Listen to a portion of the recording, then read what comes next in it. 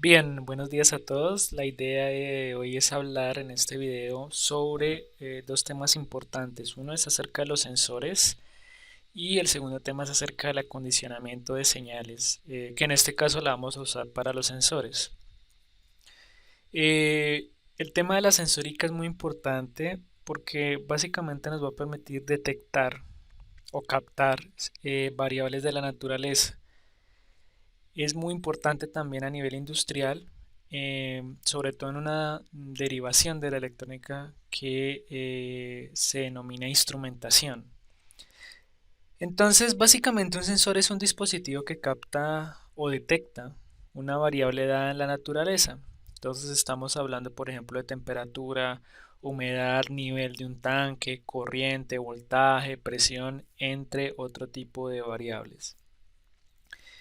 Eh, Si el sensor va acompañado de un transductor, el transductor lo que va a hacer es transformar esa variable que se da en la naturaleza, la va a transformar en un equivalente de voltaje o en un equivalente de corriente, es decir, la va a transformar en una variable que es eléctrica. Cuidado con la palabra transductor, muy importante esta palabra.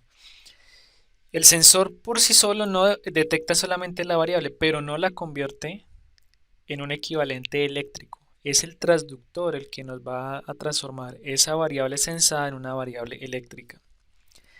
Algunos ejemplos de sensores, entonces podemos tener el LM35, que es un sensor ampliamente usado para detectar temperatura en prototipos. Es un sensor, cuidado, análogo y va en un rango de menos 55 a 150 grados en su medición. Otro, por ejemplo, de sensor es el TMP102. Entonces el TMP102 es un sensor de temperatura que va en el rango de menos 25 a 85 grados centígrados. Entonces el TMP102, si lo queremos ver, es este sensor. Bueno, aquí está la hoja de especificaciones del sensor y este es el sensor. Básicamente, si lo queremos ver, digamos cómo es físicamente, el sensor tiene esta apariencia. Este es el sensor. Entonces, este es un sensor, pero cuidado, este es un sensor digital. El sensor es este que aparece aquí en color negro, es muy pequeño. Es un sensor digital. O sea, lo que nos va a entregar es un código digital diferente al análogo, como el LM35, que aquí tenemos el LM35. El LM35 solo tiene, digamos, tres pines de conexión y es como está aquí. Es muy simple ese sensor. Ya si lo queremos ver en imagen, fíjense cómo viene el sensor. Viene de esta manera. Entonces es diferente el tipo de sensor. Bien, continúo entonces por acá. Otro ejemplo de sensor es el BMP280, que es un sensor de humedad y de presión. Muy importante siempre es verificar qué características tiene el sensor, cuál es su voltaje de alimentación, cuál es el rango de medición. Entonces, si estoy hablando de temperatura, bueno, este va de menos 55 a 150 grados, me sirve. Pero si, por ejemplo, en mi variable llega a 500 grados en un proceso industrial, ya no puedo usar un LM35 porque no me funciona.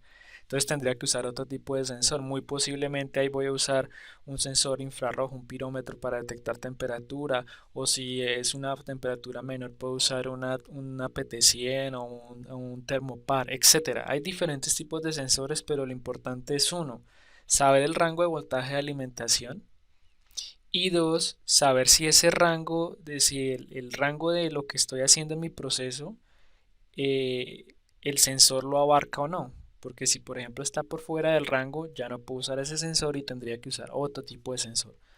Mucho cuidado entonces con esas cosas. Ahora bien, voy al segundo punto, que es las señales análogas versus las señales discretas o digitales. Ustedes en sus diferentes cursos están en el curso de, digamos más bien, de electrónica digital, eh, están viendo señales de tipo discreto. Y los sensores que vamos a emplear aquí en electrónica, en introducción a la electrónica, son de tipo análogo. ¿Listo? Entonces, ¿qué es una señal análoga? Es una señal que son proporcionadas por las variables en la naturaleza. El mundo, la representación de las variables en el mundo, en el universo, se dan a través de variables que son de tipo análogo, no digital, de tipo análogo. Es decir, que pueden tomar cualquier rango de valores, el que ustedes quieran, para cualquier tiempo t. Y son señales que son continuas, o sea, no presentan saltos, sino son continuas en el tiempo. Ejemplo, supongamos, a ver si esto me lo permite, listo. Supongamos una variable de temperatura y este es el tiempo. Entonces la variable de temperatura puede tener estas fluctuaciones, pero fíjense que es continua y puede tomar para cualquier tiempo, por ejemplo aquí, digamos son 5 segundos. Entonces a los 5 segundos, esta es la variable en temperatura en grados centígrados, puede tomar 50 grados. Pero por ejemplo aquí a los 15 segundos podría esa misma variable tomar 30 grados centígrados. Fíjense que puede tomar cualquier valor. Sí, miren que estos son puntos, todos estos son posibles puntos, posibles valores que puede tomar la señal en el tiempo. Todos estos son posibles valores. Y fíjense que la señal es continua, no presenta ningún tipo de discontinuidad. Entonces estas son las señales que son análogas, continuas en el tiempo. Hay otro tipo de señales que son las señales discretas o digitales. Estas pueden tomar un rango definido o un rango restringido de valores. Por ejemplo, en electrónica digital o la señal vale 1 o la señal vale 0. Un 1 binario o un 0 binario. Eso equivale a 0 voltios o a 5 voltios. Por ejemplo, si estamos trabajando con la familia TTL. O puede ser 0 voltios y 3.3 voltios si estamos trabajando con la familia CMOS, que es otra familia en dispositivos digitales. Entonces aquí cambia un poco la forma de la señal. Entonces como puede tomar valores definidos, la señal solo puede tomar valores restringidos. Por ejemplo esta. Aquí vale un 1 y acá digamos vale 0. O acá vale 5 voltios y acá vale 0 voltios. Entonces acá vale un 1, aquí vale un 0. Aquí vale un 1, aquí vale un 0. O sea, tiene intervalos restringidos. Solo puede tomar valores delimitados. Diferente a la señal análoga, que en la señal análoga, otra vez retomando, fíjense que puede tomar diferentes valores. Cualquier tipo de valor en cualquier tiempo. Bien, entonces la diferencia entre una señal análoga y una señal que es discreta. Bien, la segunda parte de este video es hablar sobre el acondicionamiento de señales. Entonces el acondicionamiento de señales lo que nos va a permitir es ajustar una señal, en este caso por ejemplo la que entrega el sensor LM35, queremos ajustarla, acondicionarla a las características que nosotros queramos. Entonces lo que nos va a permitir es ajustar esa señal de acuerdo a las características que el tecnólogo, el ingeniero, el diseñador del sistema desee. El acondicionamiento tiene varias funciones. Puede amplificar, puede atenuar una señal, puede desfasar una señal, puedo comparar una señal. Por ejemplo, yo quiero que si la señal está por encima de 5 voltios, se active una alarma en el sistema. Entonces eso sería comparar. Puedo amplificar. Bueno, no, mi entrada o lo que me entrega el sensor son 0.5 voltios máximo a los 150 grados. Entonces no me sirve 0.5 voltios, necesito amplificarla. Quiero que ese voltaje se amplifique en 10 veces. Bueno, entonces amplifico la señal 10 veces, saldría al otro lado 5 voltios. O puedo atenuar, puede ser que el sensor me entregue una señal de 12 voltios y a mí no me sirven 12 voltios, necesito son 3.3 voltios, entonces de 12 puedo convertir a 3.3 voltios y así sucesivamente. Hay diferentes tipos de funciones que puedo hacer con el acondicionamiento de señales. Por lo general recuerden que lo que estamos acondicionando son señales eléctricas, o sea que puede ser o voltaje o puede ser corriente. Y en nuestro caso, el acondicionamiento lo vamos a realizar a través de amplificadores operacionales. Mucho cuidado con este dispositivo, amplificador operacional o abreviadamente AMP-OP. Referencias de amplificadores operacionales que se encuentran en el mercado, comunes: LM358, TL084, TL082, LM324, son ejemplos de amplificadores operacionales. Bien.